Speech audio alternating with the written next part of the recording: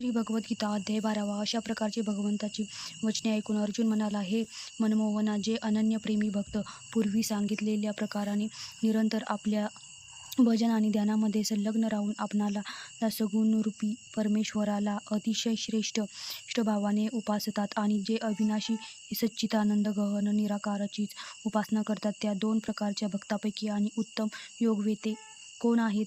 अशा प्रकारे अर्जुनाने विचारल्यानंतर श्रीकृष्ण भगवान म्हणाले, हे अर्जुना, माझ्या ठिकाणी मनाला एकाग्र करून निरंतर माझ्या भजनात आणि ध्यानात संलग्न असलेले जे भक्तजन अतिशय श्रेष्ठ अशा श्रद्धेने युक्त होऊन मज सगुण रूपी परमेश्वराला बसतात, ते मला योग्यामध्येही अतिउत्तम योगी म्हणून मान्य आहेत. म्हणजेच त्यांना मी अतिश्रेष्ठ मानतो.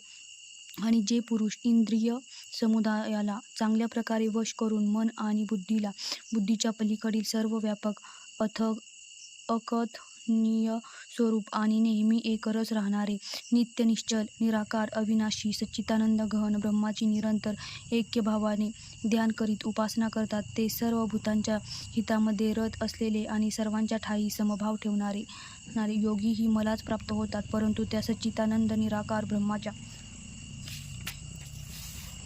ठिकाणी आसक्तिचित्त झालेल्या पुरुषांना साधनेमध्ये देखलेश म्हणजेच अधिक परिश्रम पडतात. कारण देहाचा अभिमान असणाऱ्याकडून अव्यक्ताची गती दुःखपूर्वक प्राप्त केली जाते. म्हणजेच जोपर्यंत शरीरामध्ये देहाभिमान आहे तोपर्यंत शुद्ध सच्चिदानंद गहन निराकार ब्रह्मात स्थिती होणे कठीण आहे. आणि जे मतपरायण झालेले भक्तजन संपूर्ण कर्मे मलाच अर्पण करतात, मला सगुणरूपी परमेश्वरालाच तेलाच्या धारेप्रमाणे अनन्य ध्यानयोगाने निरंतर चिंतन करीत बसतात. हे अर्जुना, त्या माझ्या ठिकाणी चित्त असणाऱ्या प्रेमी भक्तजनांचा मी शीघ्र ताबडतोब मृत्यूरूपी संसार समुद्रातून उद्धार करणार होतो. म्हणून हे अर्जुना, तू माझ्या ठिकाणी मन लाव आणि माझ्या ठिकाणी बुद्धीही लाव. यानंतर तू माझ्या ठिकाणीच निवास करशील, म्हणजेच मलाच प्राप्त होशील, यामध्ये मुळीच संशय नाही. जर तू मनाला माझ्या ठिकाणी निश्चित स्थापन ठेवण्यास समर्थ नसशील तर हे अर्जुना, अभ्यासरूप योगाद्वारा मला प्राप्त होण्याची इच्छा कर. जर तू वर निर्णय केलेल्या अभ्यासालाही असमर्थ असशील तर केवळ माझ्यासाठी कर्म करण्याला परायण हो. अशा प्रकारे माझ्यासाठी कर्मे करीत असतानाही माझी प्राप्ती होणे या सिद्धीला प्राप्त होशील. आणि जर हेही करण्याला असमर्थ असशील तर मनाला जिंकणारा होऊन माझ्या प्राप्तिरूप योगाला शरण गेलेला होऊन सर्व कर्मफलांचा माझ्यासाठी त्याग कर. कारण मर्म जाणून न घेता केलेल्या अभ्यासापेक्षा परोक्ष ज्ञान श्रेष्ठ आहे आणि परोक्ष ज्ञानापेक्षा मज परमेश्वराच्या स्वरूपाचे ध्यान श्रेष्ठ आहे आणि ध्यानापेक्षाही सर्व कर्मफलांचा माझ्याकरिता त्याग करणे श्रेष्ठ आहे आणि त्यागामुळे तात्काळ परमशांती प्राप्त होते. अशा प्रकारे शांती प्राप्त झालेला जो पुरुष सर्व भूतांचे ठायी द्वेषभावरहित तसेच स्वार्थरहित सर्वांचा प्रेमी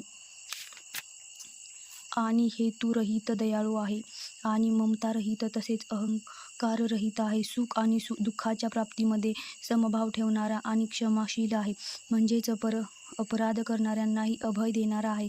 तसेच जो ध्यानयोगामध्ये युक्त झालेला लाभ आणि हानीमध्ये संतोष मानणारा मन आणि इंद्रियासहित शरीर वश केलेल्या माझ्या ठिकाणी दृढ निश्चय केलेला आहे, तो माझ्या ठिकाणी मन आणि बुद्धी अर्पण केलेला माझा भक्त मला प्रिय आहे.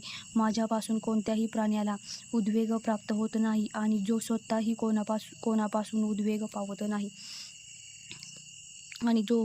आणि जो हर्ष अमर्प भय आणि उद्वेग इत्यादी रहित आहे, तो भक्त मला प्रिय आहे. जो पुरुष आकांक्षारहित आणि बाह्य शुद्ध आणि चतुर आहे, म्हणजेच ज्या कामासाठी आला आहे त्याला पुरे करून चुकला आहे, तसेच पक्षपातरहित आणि दुःखापासून सुटलेला आहे, तो सर्व आरंभांचा त्यागी, म्हणजेच मन वाणी आणि शरीराद्वारे प्रारब्धाद्वाने होणाऱ्या संपूर्ण भावनिक कर्मामध्ये कर्त्यापणाच्या अभिमानाचा त्याग केलेला माझा भक्त मला प्रिय आहे, जो कधी हर्षित होत नाही.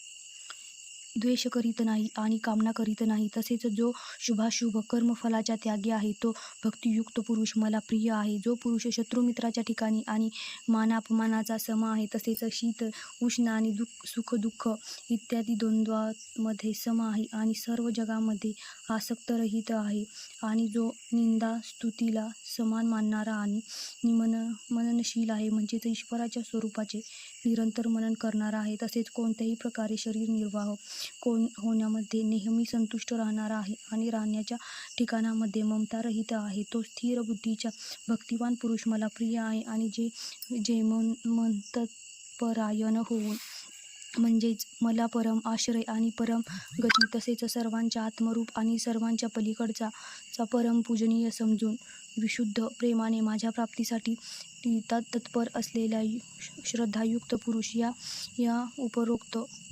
धर्ममय अमृताचे निष्काम भावनेने सेवन करतात, ते भक्त मला अतिशय प्रिय आहेत.